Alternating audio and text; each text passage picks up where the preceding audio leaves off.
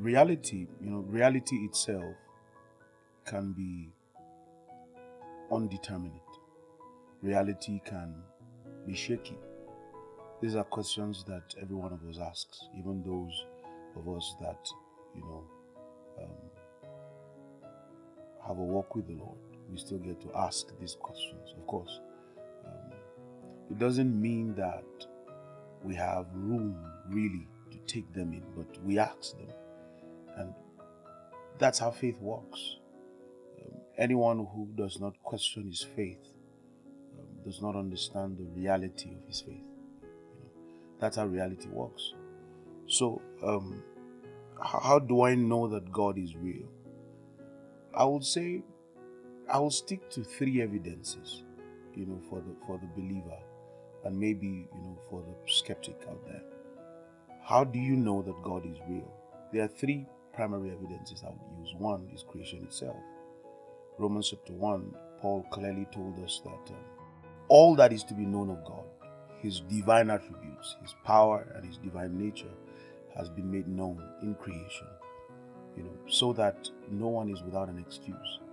And to be honest, you really don't have an excuse. If you deny the intelligence in creation, if you deny that creation is speaking to you directly and is testifying to the reality of God, then that's actually what you're doing. You are in denial. It's not because it's not there. Because, Paul made it clear, writing to the Romans, that nobody would have an excuse.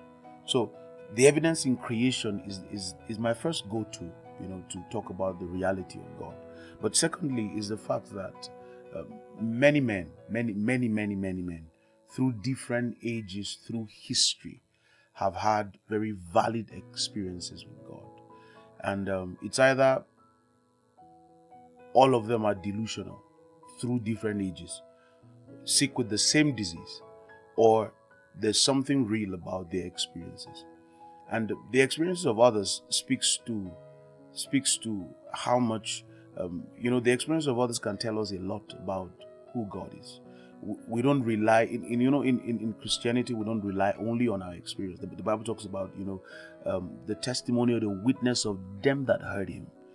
And so you don't rely only on your own personal experience. You rely on the experience of the fathers. You rely on the experience of those who have gone ahead of you, right? So that is there. Thirdly is that within me there is a conviction that tells me that God is real.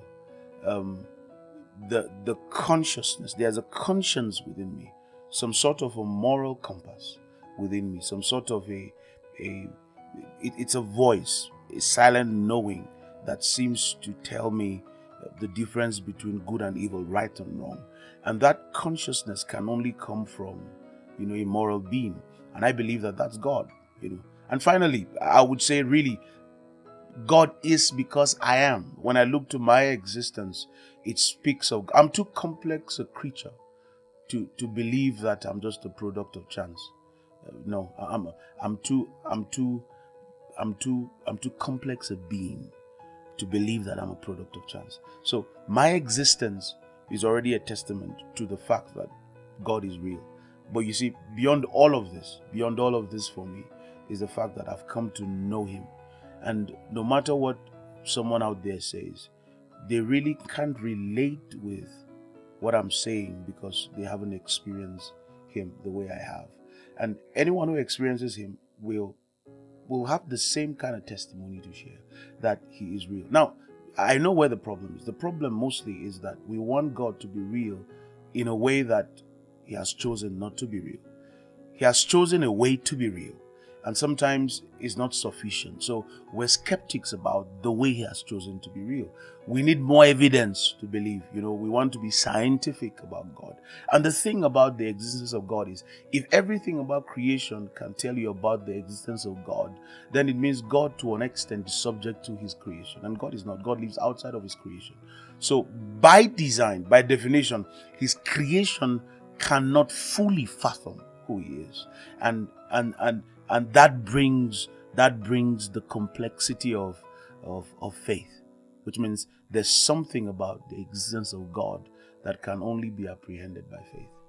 So once you keep pushing, creation tells you philosophically, your experiences, what others have to say, there's a point where you have to step into that light by faith, believing He exists. And that will be the only reason why you will now know that He exists. And when you know, when you come out of that, you can never really convince someone. You can tell them, but the tasting of the pudding is in the eating. They would have to step into the same light and see for themselves. Then they can come out with that same testimony that God exists. So God exists. God is real. And He's not a mirage. He is real.